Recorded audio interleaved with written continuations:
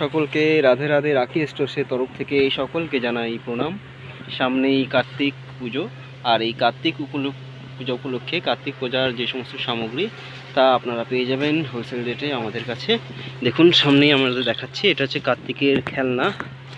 এগুলো কার্তিকের খেলনা, ঝুনঝুনু, ঘড়ি, বাঁশি, পুতুল, লাটাই, বল, তীর ধনুক, 500 টাকার নোট এবং সাথে একটি বই।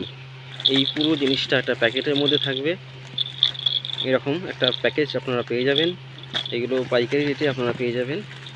তো এগুলো সামনেই দেখতে পাচ্ছেন সমস্ত খেলনা, এগুলো সমস্ত খেলনার আইটেম।